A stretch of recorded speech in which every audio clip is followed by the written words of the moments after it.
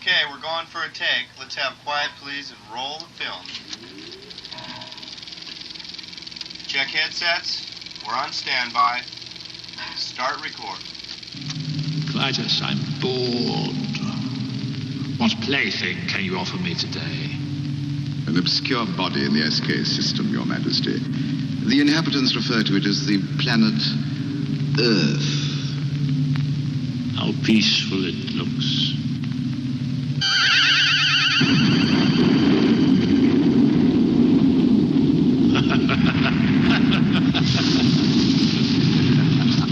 Most effective, Your Majesty. Will you destroy this Earth? Later. I like to play with things a while. Before annihilation.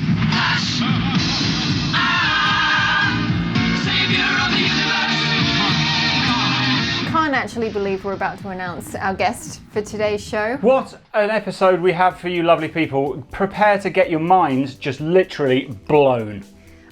Brian May. I mean, what more can you say? He is a legend, arguably the best, if not one of the best guitarists in the world, and also an incredibly lovely man. Invited us into his home. We sat playing the Flash Gordon pinball machine with him. Lisa had a game of pinball with him. Yeah. This was to interview him for Life After Flash. I guess we'll just get straight into it. Let's not hold things up, people. Brian May. The absolutely incredible Brian May is kind enough to chat to us on the web show today. Big part of Life After Flash. Wouldn't have been the same documentary without his involvement. And of course, the 40th anniversary re-releases of Flash Gordon in 4K are all coming out. So thank you, Brian, for chatting with us today. It's such a pleasure. Good to see you guys again. Looking back now, 40 years ago when you were sat there at your piano sort of putting that together, did you have any idea that it was going to become one of the most kind of enduring rock and roll movie soundtracks ever? No, I had no idea whatsoever, but I did have hopes because they were saying to us at the time, well, obviously the scoring will have to be done by the orchestra guy. You know, that's what movies are. They have to have orchestra underscores. And I was thinking, no, perhaps they don't. You know, if we could actually do this in a kind of rock style, it could really break some barriers down. And all through it, people were saying, no, it's probably not going to work. And I was determined that not only would we do kind of highlights, but we would do atmosphere, and we would be an organic part of the film. And I think it's the first time it was ever done. And I'm immensely happy that it's become sort of part of folklore. One of those things that people think was always there. And of course, now movie soundtracks are all guitars and drums and heavy metal and stuff. It's funny how things have changed. The only other place I saw it explored in the early days was in the Japanese cartoon science fiction things like Starfleet. And I was very close to Starfleet, as you probably know, and did my own version of that. Starfleet, Starfleet.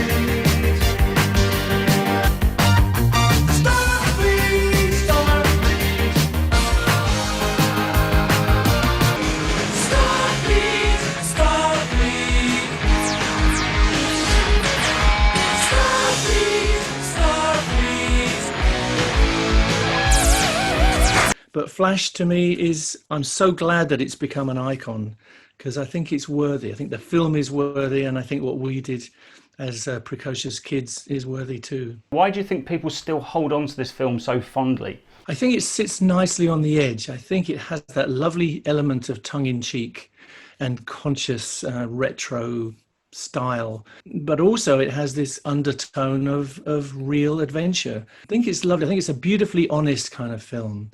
And a lot of that's due to Mike Hodges, the director, of course. But it was very well cast. All the actors are very comic book, and the bad guys are really bad, you know, in a comic book kind of way. The good guys are really, you know, Sam is amazing as Flash, you know, completely innocent, as the guy is, I think. You know, it was very well cast and very well handled, I think. And of course, the music is okay. When we spoke, and you've spoken a lot about this before, the idea of the thunder and the lightning as being part of the theme song, and you had that kind of dum dum dum in your head. From that moment, how long did it actually take for you to complete the song? Not too long actually. We did it all in a rush because we were involved in a different project at the time. We were trying to make an album in Munich, so we were going backwards and forwards. And in the end, I was kind of marooned in London, finishing everything off while the guys were in Munich trying to finish off the Queen album. So it didn't take too long. And actually, the end credits were thrown together in less time than it takes for you to hear it, almost. Because it was like we need it tonight, and so I just piled in and stitched a lot of bits together, including a lot of Howard's nice orchestral pieces. And that was a nice sort of bringing together. But the Flash single, of course, there are various versions. One for the movie, one for the single, and then a sort of rehash of it as part of the end sequence. Didn't take too long. We were in the townhouse, and it's funny, if you have a clear idea in your head of where you're going, it doesn't take too long to do these things. I remember we stacked up harmonies on the Flash thing, it's a 6 or 7 part harmony there. And it happened very quickly, and it sounds just right, has the right kind of razor edge to it. When we tried to reproduce it for the end credits, it just didn't work. It's like the moment had gone, and so I had to steal them and sync them on for the album version of the end credits. But when you watch the film, the end credits have the really bad version in there because there was no time. I've got visions in my head of watched Bohemian Rhapsody recently, which was brilliant, loved it. And that scene, the experimentation of you all like throwing speakers on wires backwards and forwards. And I've got this vision in my head of you kind of, because it was so experimental what you were doing musically back then, wasn't it? To kind of create these sounds that had never been done before. It was. It's pretty much the first time that we seriously used synthesizers at all, because up to then we used to have this little note on the album saying no synthesizers, because people had thought that our guitar harmonies and vocal harmonies were synthesizers. So we wanted to make sure that people realized it was just us. This time for Flash, it was an invitation. And actually, Roger had this wonderful machine called an OBX, and it was just perfectly suited to making these kind of space noises. So we dived into the synthesizer world for Flash. And of course, we never came out. Now we embrace these things. There's nothing like a guitar and a voice, to do things which are emotional. But the synthesizers can do certain wonderful things, and so we welcome them as part of the tapestry of life now. When you watch the theme, the music video for the theme, it shows you playing along to clips of the film. That was reflective of the actual recording process, wasn't it? Absolutely. It's very old school. And of course, it doesn't happen now because we have digital and people can do it in their homes. In those days, you went into a film studio, set up your gear, and there was this giant screen on the wall. And every time there was a hit coming up, you would get a wipe, and it would start on the right and go across to the left. And by the time it got to the left, you had to make your hit. So we were absolutely synced up in a very organic way, very old-fashioned way. The same as they made Gone with the Wind soundtrack and everything, and it was great. I'm glad it happened that way, because these days you would never have that experience in quite the same way. Of course, you can slide stuff around now. In those days, it's all sprockets. You don't have even a normal tape machine. All the vision and all the sound, all the sound effects, the music, the dialogue are all on sprocket machines. So if you want to slide something about, you have to slide it by one sprocket hole, which is a little unsatisfactory in many ways. So basically, you've got to get it right first time. You've got to play it organically to the track, and then it will forever be locked in. Amazing. Are there any sort of particular fond memories you have of the recording process of doing the film? Is there any kind of thing where you just think, I remember that wonderful moment when...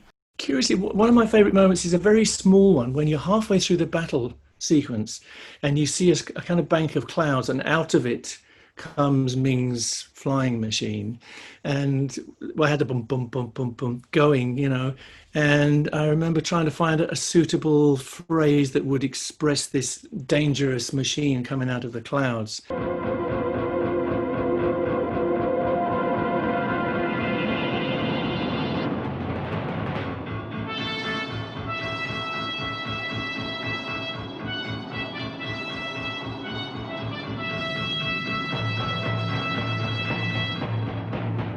Squadron 40! Die! And all of those little things were done live, as I say. So that's my favourite thing. I think that's what I'm most most fond of and most proud of, those moments where you actually are wedded into the action by the music, welded into the action, not wedded, but welded into the action. What would you say was your biggest challenge for the score? Biggest challenge was probably getting Dino De Laurentiis on board, because he was he's the man in charge. He's the creator of the whole thing. He's the producer, and a hugely successful Italian producer. Made giant epic movies like the remake of King Kong. And when he first heard the music, I think I've told this story before, but he wasn't convinced. He saw his film as something rather serious and dramatic, and he found the music that we had created, I suppose, too comic book.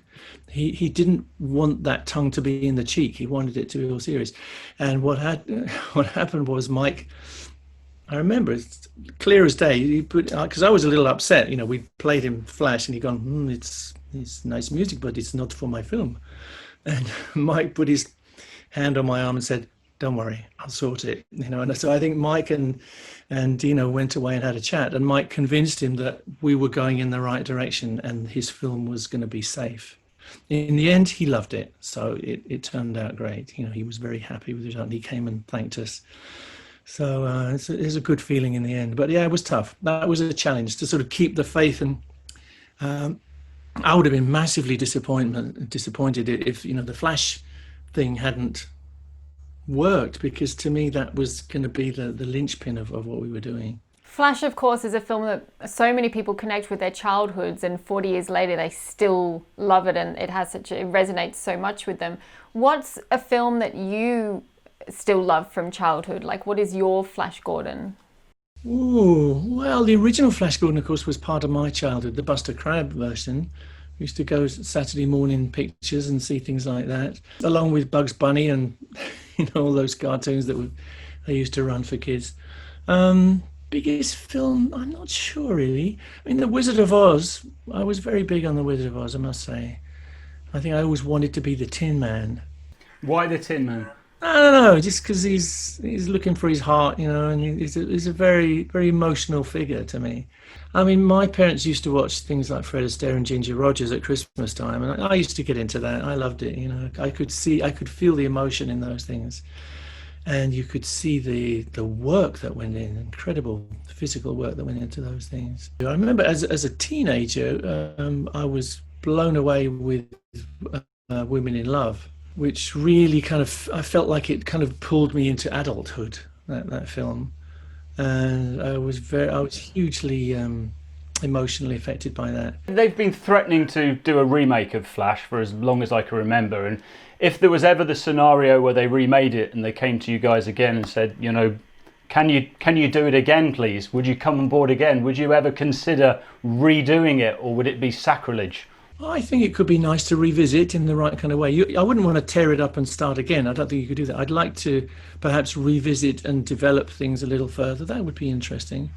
But, you know, in reality, it probably is best left alone for the good of us all, because it was a moment. It is a moment. Everything came together perfectly in terms of the script, the actors, the look of the film, and us. So, you know, I'm happy to leave it. You know, I can see it both ways. You know, if there was a good reason for revisiting, if there's a sequel or something, then maybe we could do that. That is one of the arguments of why Flash Gordon is so special, because it is this standalone film and there aren't sequels and there aren't remakes, and it's kind of this special little film in its little pocket of time, and that has just grown in popularity. Yeah, it does have a very special place, I think, because there's elements of humor and pastiche in Star Wars, for instance, but they're not as upfront as they are in Flash Gordon. Flash Gordon is all built around this feeling of you're never sure what's serious and what isn't. And to me, it works.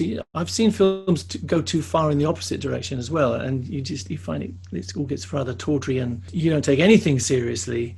but I think it defines its own area, the Flash Gordon film, and does it very well. We've seen in the press this week, Brian Blessed's been coming out again, reminding everybody that the Queen herself is the biggest Flash Gordon fan of all time, and that she has said to him on a number of occasions that it's her favourite film, and I believe even asked him to say Gordon's alive at some point on some moment where he met her. I saw that. It's really interesting. Yeah. Well, Brian is such a larger than life character anyway, and he loves going around saying Gordon's alive, and he doesn't need a microphone. That's the thing about Blessed. He's a wonderful guy. He's also a great animal activist, and so he's been of immense help to us in our work with animal rescue and the work we do to try and change the law on protection of wild animals. Brian is right there with us, and he's a magnificent guy. Brian, you're a magnificent person. He's a national treasure. He is a national treasure. Don't you occasionally, or you used to hear him yelling Gordon's alive through the valley? Yeah, I think he's just about close enough to us that we could hear him without any amplification. Yeah, he lives not too far away from us, Tracy, down here in the studio. And he's been over here frequently. My mum is a massive fan of yours. And when she found out that we were doing this interview, she said, "Can you please ask Brian this question?" She said, "What is it about astrophysics that you love so much and that you connect with?" Hey, Mama. I guess it's what hits you in childhood. And as a child, we had better skies than we have now. And I could see the stars from my house. And I was absolutely entranced. And I wanted to know what was out there. What is the universe that we live in? I used to watch the sky at night. I used to beg to be allowed to stay up to 10 o'clock to watch Patrick Moore on the sky at night. And suddenly he was there telling us what these things actually were and what they meant, And they weren't little pinpricks in the dome of the sky. They were actually great balls of gas, contrary to what Pumbaa says in The Lion King. In The Lion King, yeah, I love that bit. So I was just entranced, yeah. And music and astronomy for me always were the two things which drew me. And I thought it might be a conflict in my life, and occasionally it was. But generally, as time has gone on, they've complemented each other. And I've been lucky that I could immerse myself in astronomy and astrophysics, but also in music to the top level. Norma also said that if you're ever in Hayling Island, the kettle will be on, and you'll be very welcome to come around for a cup of tea. Oh, I love Hayling Island. That's great. Thank you, Norma. I'll be there. She'll hold you to it as well if you say that. She'll start baking now. Yeah. I mean, 2020 obviously has been a pretty crazy year for everyone. And for Queen, you've postponed some of your tour into 2021. What are your plans for next year? Or can you even make plans at the moment? It's kind of a very difficult time, isn't it? You can make plans, but it's hard to have any confidence that they will come to fruition. Yes, we postponed the whole tour by a year, so we'll end up, if it works out, in the same places just a year later. It was a gamble. It was just a punt, and who knows whether we can do it or not.